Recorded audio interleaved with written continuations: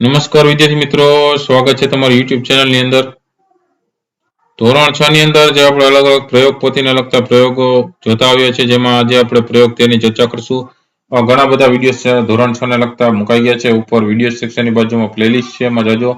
પ્લેલિસ્ટમાં નીચે જશો અને ધોરણ 6 નું સ્વાધ્યાય પોથીનું પ્લેલિસ્ટ જોવા મળશે, જેમાં બીજા પણ ઘણા બધા વિડીયોઝ મુકાઈ ગયા છે.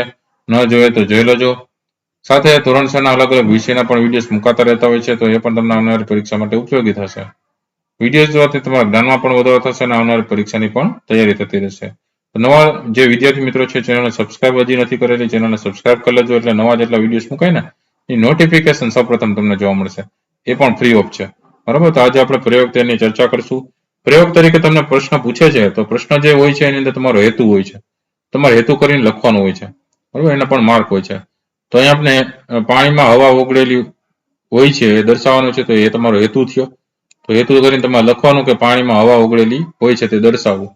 પછી આવે છે સાધનો. સાધનો તરીકે તમારે અહીંયા જે આવતું હોય એ સાધનો લખવાના. બરાબર, જેમ કે બીકર, તારની જાળી, બર્નર, બન્સન બર્નર ને ત્રિપાઈ, એટલા સાધનો છે. પદાર્થ તરીકે અહીંયા શું જોઈએ છે, તો કે પદાર્થ તરીકે પાણી જોઈએ છે. પછી તમારે આકૃતિ દોરવાની હોય છે, તો આકૃતિ અહીંયા બાજુમાં તમને જગ્યા આપી છે, એ રીતના દોરી નાખવાની. પરીક્ષાની અંદર તમારે એક આકૃતિ દોરવાની છે, પ્રયોગની છે. બરાબર, જેમ કે અહીંયા આપણે જોઈ શકે છે કે ત્રિપાઈ સ્ટેન્ડ છે, નીચે બન્સન બર્નર રાખેલું છે, એના ઉપર જે કાચનું બીકર રાખેલું છે, કાચના બીકરની અંદર પાણી છે એ રાખેલું છે. નીચે બન્સન બર્નર ગરમ કરવાથી પાણી છે ગરમ થાય છે. ધીમે ધીમે પાણી ગરમ થવા લાગે છે. પાણી ગરમ થવાથી તો કે ધીમે ધીમે એની અંદર વરાળ ઉત્પન્ન થાય છે. પાણીની અંદર જે ગરમી થાય છે જેના કારણે અંદર પાણીમાં પણ પરપોટા જોવા મળે છે અને ઉપરથી ગરમ હવા નીકળવા લાગે છે, જેને આપણે વરાળ કહીએ છીએ. તો તારની જાળી સ્ટેન્ડ ઉપર આવી રીતે રચના કરીને ગોઠવી દીધી છે. અને એ પાણી જ્યારે ઠંડુ પડે છે ત્યારે કાચના બીકર ઉપર ટીપા જોવા મળે છે. ત્યાં શું છે, તો કે હવા છે, ઠંડી હવા છે. બરાબર, અને અંદરના ભાગમાં તમે જોઈ શકો છો કે પરપોટા જોવા મળે છે, જ્યાં શું છે, પાણીની અંદર રહેલી હવા છે. બરાબર, એટલે પાણીમાં હવા ઓગળેલી છે એમ કહી શકીએ. તેના પરથી આપણે પદ્ધતિ લખી શકીએ કે એક બીકરમાં થોડું પાણી લો, તેને બન્સન બર્નર પર ધીમા તાપે ગરમ કરો. પાણી ઉકળવાની તૈયારીમાં હોય ત્યારે બીકરની અંદરની પરપોટા નીકળવાના જોવા મળશે. અંદર ધીમે ધીમે પરપોટા થવા લાગે છે. તમારા અવલોકન પરથી તમે શું નિર્ણય તારવશો? તો આપણે અવલોકન લખી શકીએ કે પાણીની અંદર રહેલી હવા પરપોટા સ્વરૂપે બહાર નીકળી જાય છે. પાણી છે ધીમે ધીમે બહાર નીકળવા, પરપોટા સ્વરૂપે હવા છે જે બહાર નીકળવા લાગે છે.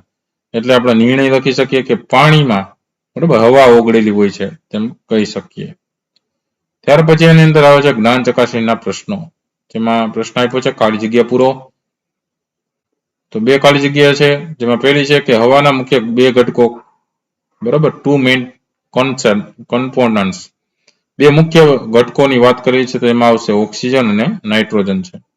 જવાબ તરીકે ઓક્સિજન અને નાઇટ્રોજન આવશે. બીજું છે હવામાં કાર્બન ડાયોક્સાઇડનું પ્રમાણ ખાલી જગ્યા ટકા છે. તો હવાની અંદર CO2 એટલે કે કાર્બન ડાયોક્સાઇડનું પ્રમાણ 0.03% છે.